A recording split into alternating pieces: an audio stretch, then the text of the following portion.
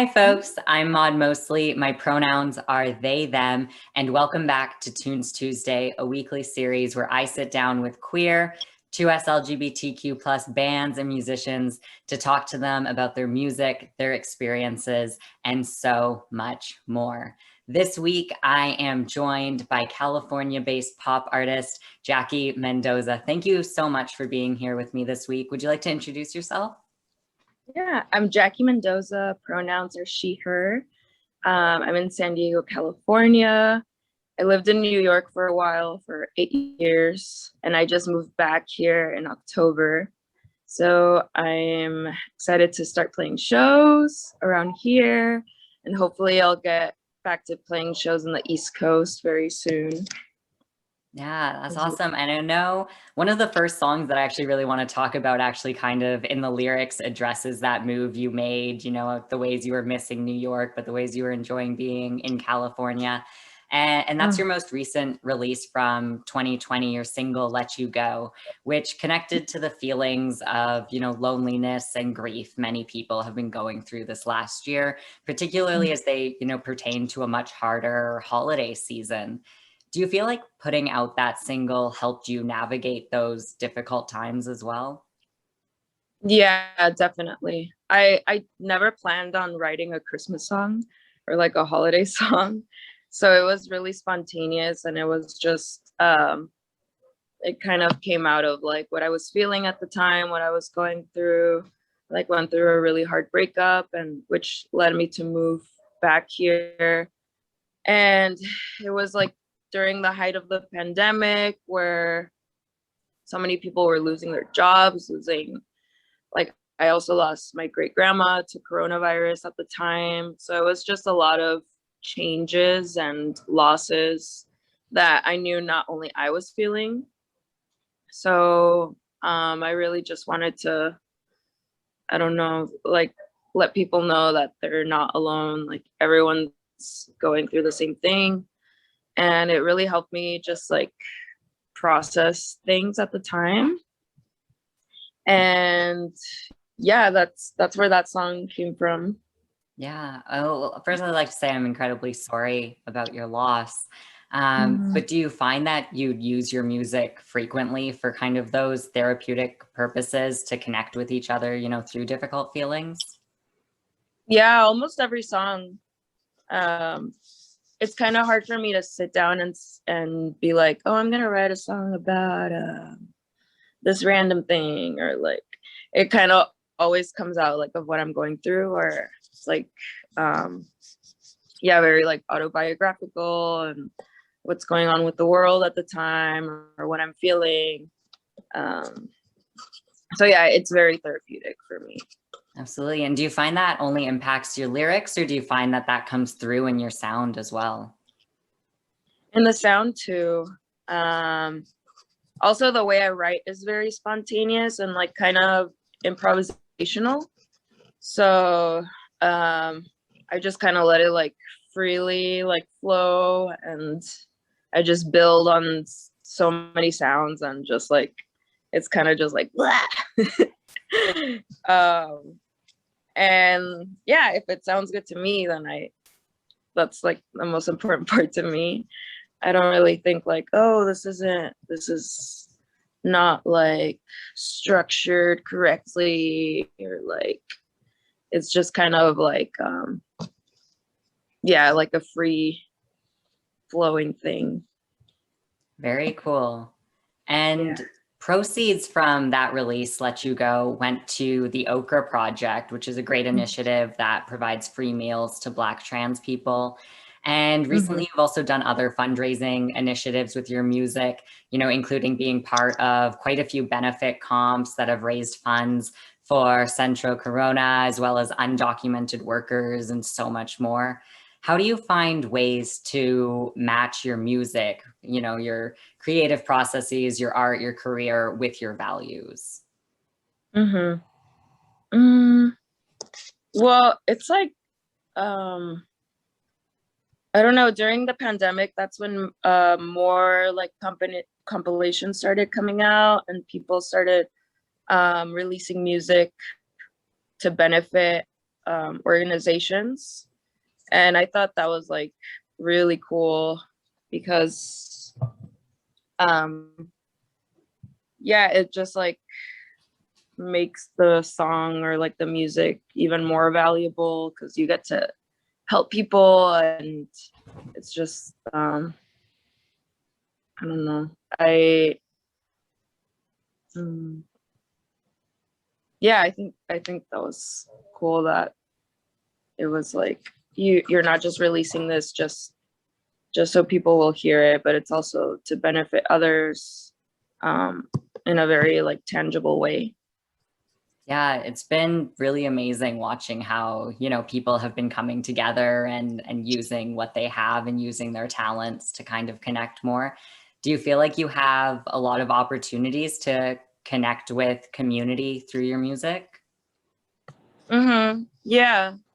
Also being like a queer artist, I feel like that opens doors, and like people feel like, oh, like um she's queer, so like she's gonna be down to like not just release music just for like profit. It's gonna be like, oh, they might be down to like, I don't know, like do this to benefit others. And that's how I've been invited to like be a part of these compilations that help like organizations that are helping like Black trans people and undocumented workers. So I feel like just like my identity kind of um, is like coming hand in hand with um, things I can help others with the Yeah. music. I don't know. It's kind of all it's coming together in a really nice way. Yeah, and I really appreciated the way that you said that that's kind of opened doors for you. I know a lot of times when we, talk about being queer, particularly, queer musicians, we often think about how many opportunities you can lose out on for that, because of still the systemic homophobia, the systemic transphobia around us. So hearing the Yeah. ways that that has actually like, brought you into community and brought you into projects is really wonderful to hear.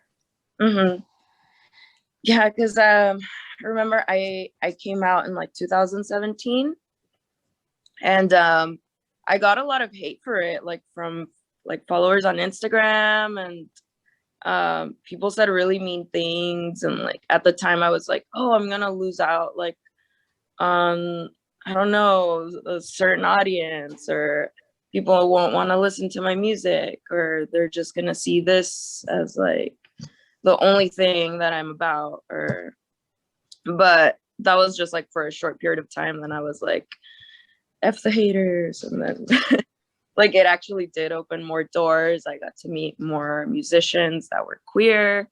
I it like yeah, now I feel like I'm a part of a bigger community, and I gained more.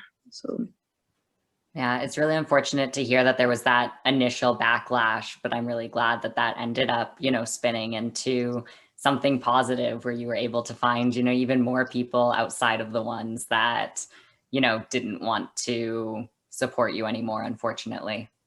mm-hmm. Yeah. Yeah. And then you are also a part of the group Lunarette. How do you find you work differently within, the group compared to your work as a solo artist? Mm-hmm. So I've been with Lunarette since 2014, and we used to be called Gingerlies, and then we switched the name like 3 years ago. And I was always like more the vocalist of the band. I was like rarely part of like the writing and um like the instrumentation of the songs. I feel like my bandmates are very like, it has to be this way, like it's dream pop 90s, like it's like they have like a very specific idea of what the sound is going to be. And I love what like they write, and I like their inspiration behind it. So it just kind of became like a really good collaborative project because I like to sing and I like to write lyrics. So they send me the tracks, and then I get to sing on the songs and make it whatever I want from there. And since they're in New York and I'm in California, it works out perfectly because I could just write from here and they write from there. And then, yeah, it works out that way. I love hearing that. And how do you feel that differs from when you create music more solo? Mm-hmm. Mine is like more like not all over the place, but kind of like I just take like inspiration from different types of music. I don't want it to all be the same.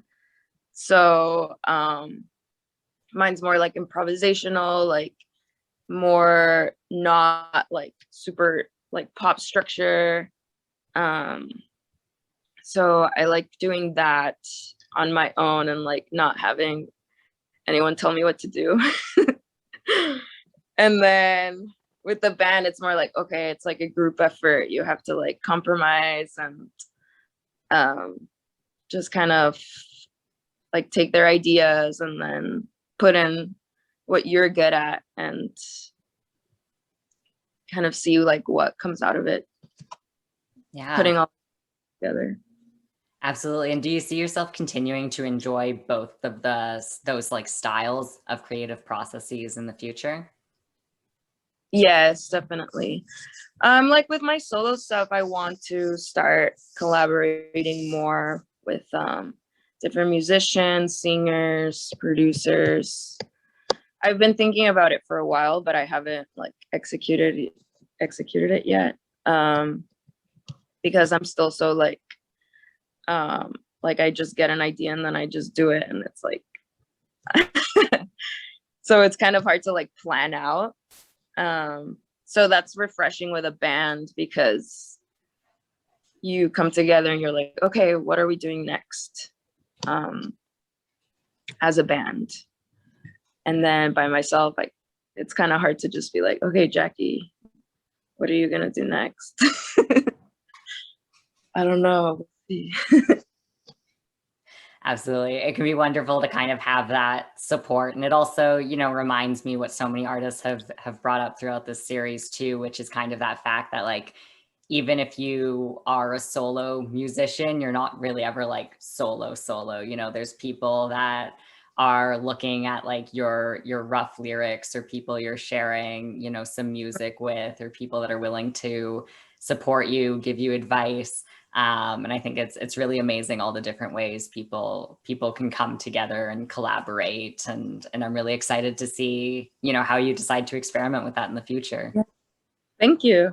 Yeah, I just finished. I wrote an album during the pandemic, and it's all finished. Now I'm just figuring out like how it will be released and everything. But even writing that, it was just so like because I work with my producer Rusty, and he helps me like with some songwriting and with mixing and stuff. And but he's like the only person I like show ideas to or like that I work with. And then like once the song is mastered, I'm like, oh, I have like a typo in that lyric, but okay. Like I guess I should have shown it to someone else.